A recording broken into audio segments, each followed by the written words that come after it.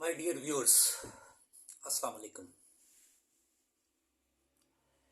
Educational system of my land के 5वें video के साथ आपके सामने हूं। व्यूअर्स, मैंने पिछली वीडियो में आपके साथ हमारे प्राइमरी और सेकेंडरी एजुकेशन में जो स्टूडेंट्स के लिए टीचिंग मेथडोलॉजीज इस्तेमाल की जाती हैं और वो क्यों उस तरह की इस्तेमाल की जाती हैं उसकी वजूहात आपको बताई थी। उसकी वजूहात आपके 9th 10th के बोर्ड के पेपर्स का पैटर्न, असेसमेंट पैटर्न और फर्स्ट ईयर और सेकेंड ईयर के पेपर्स का असेसमेंट पैटर्न है। अब ये बच्चे पार्ट 2 के पेपर्स देने के बाद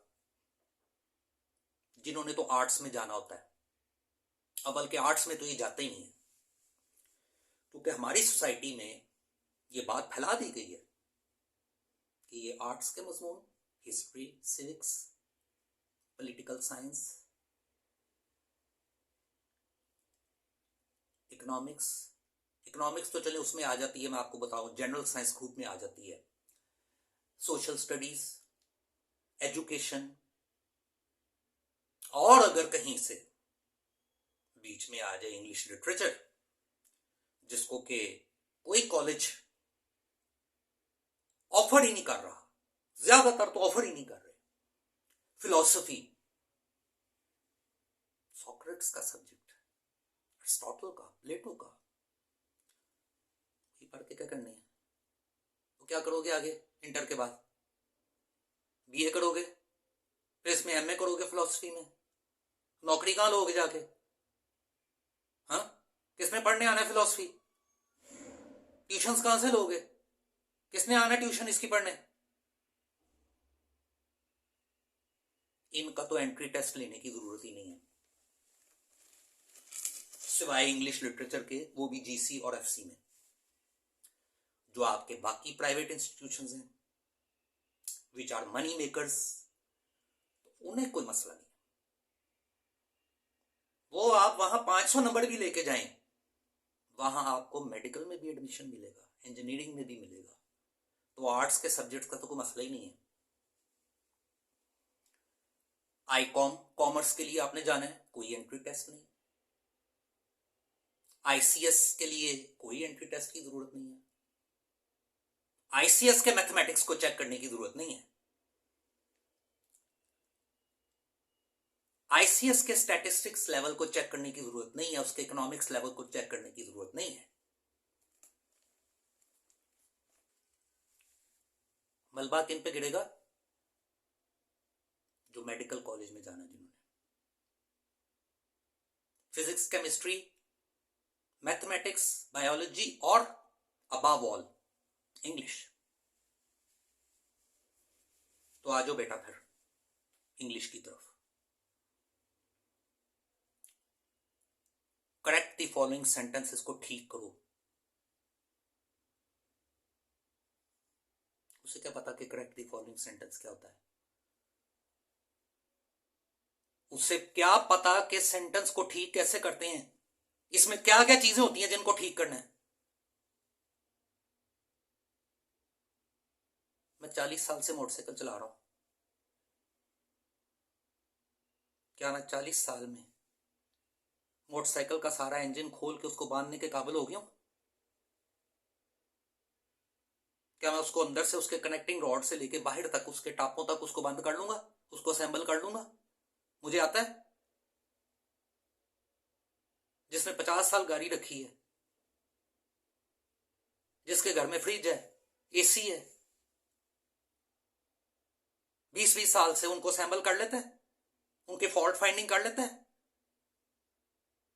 तो जिसको पता ही नहीं है कि ग्रामर क्या है, उसके सेक्शंस कितने हैं, कौन से सेक्शन में क्या है,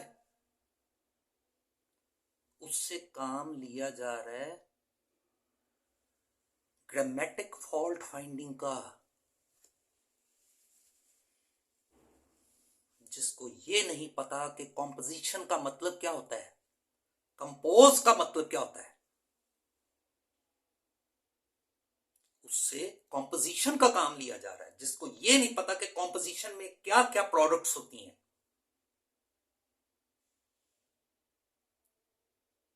स्टोरी राइटिंग किसे कहते हैं?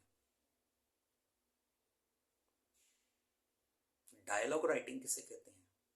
एसे राइटिंग किसको कहते हैं? पैराग्राफ राइटिंग किसको कहते हैं? प्रेसी किसको कहते हैं?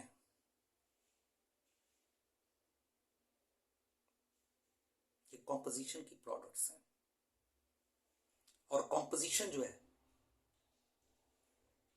वो ग्रामर का लास्ट सेक्शन है, और जिसको इससे पहले 4 सेक्शंस की हवा का नहीं पता कि पार्ट्स ऑफ स्पीच क्या होते हैं, अप्लाइड ग्रामर क्या होती है, इडियम्स एंड फ्रेजेस क्या होते हैं, वोकैबुलरी क्या होती है,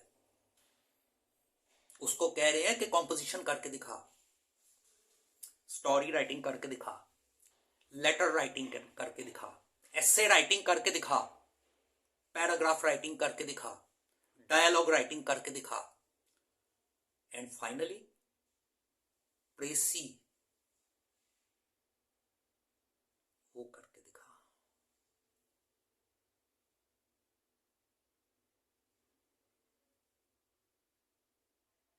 और चंद मामूली मामूली सवाल हैं।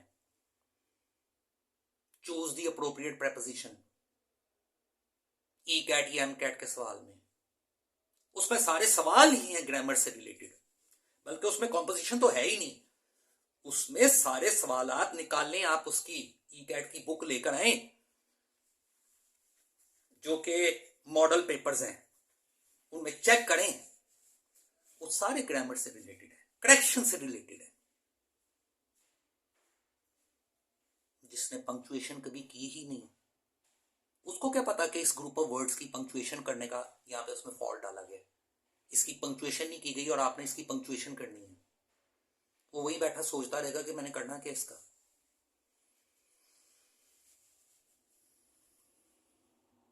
तो जिसने कभी स्पेलिंग पे तवज्जो ही नहीं दी, वो स्पेलिंग कैसे करेक्ट करेगा?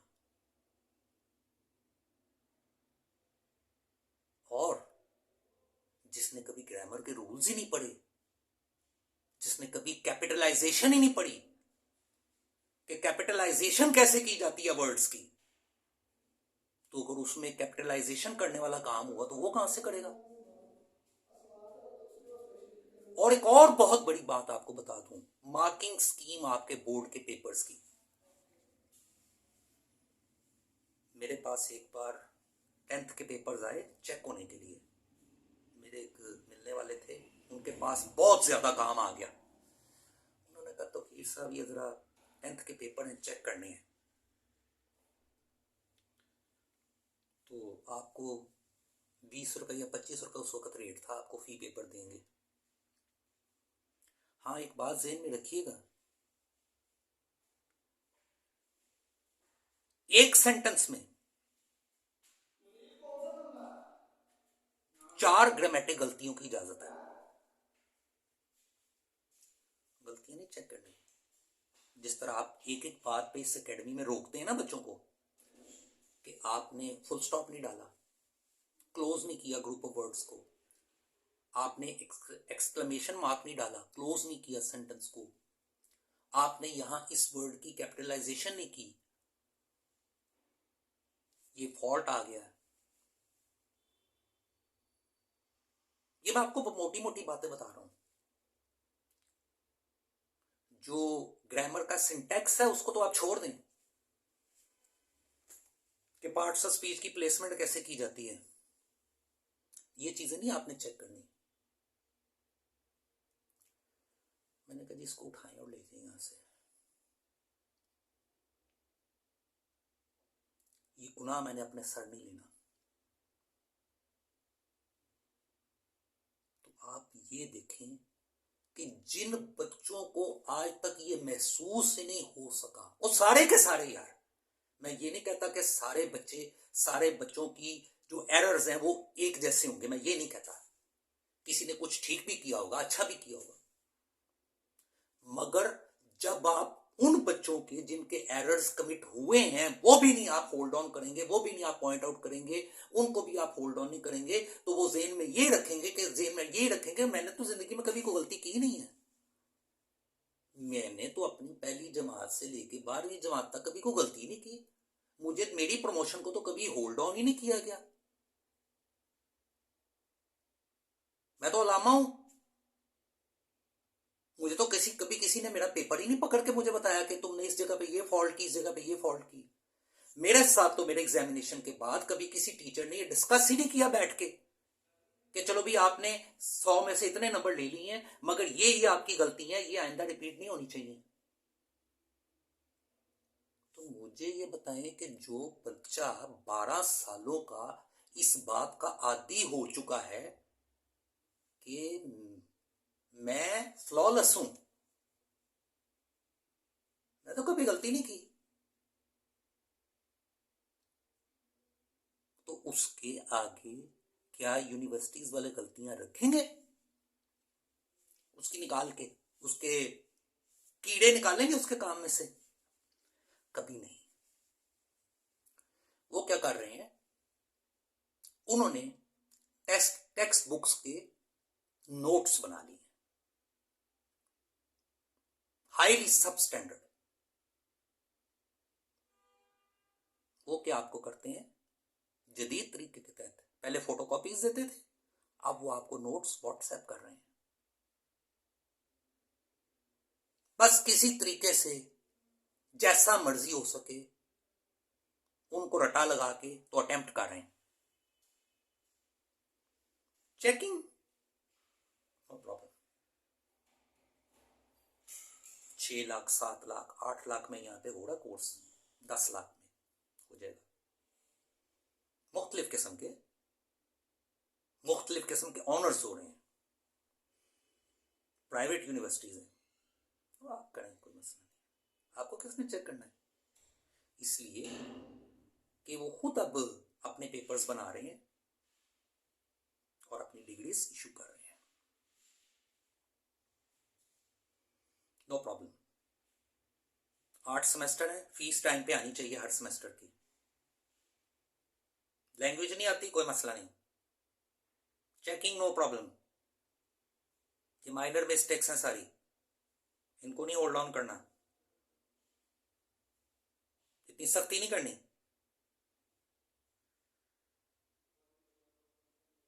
अब वो अल्लामा इकबाल वाला और कायदे आज़म वाला वक्त नहीं रहा, या मिर्जा गालिब वाला या शेक्सपियर वाला कि एक एक चीज को चेक करें। बस ठीक है, काफी लिख दिए, समझ आ गई है बात, इतनी टेंशन ना लें, रिलैक्स, चिल अप, चिल करें।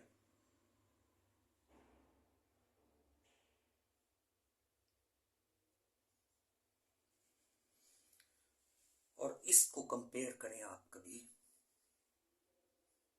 IGCSE,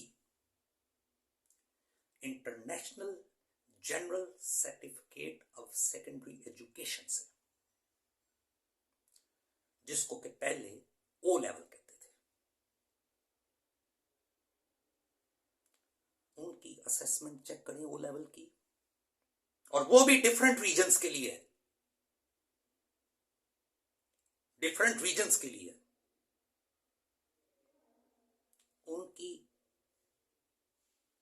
उनके रीडिंग्स ऑब्जेक्टिव्स देखें, उनके राइटिंग ऑब्जेक्टिव्स देखें और उनके असेसमेंट ऑब्जेक्टिव्स देखें।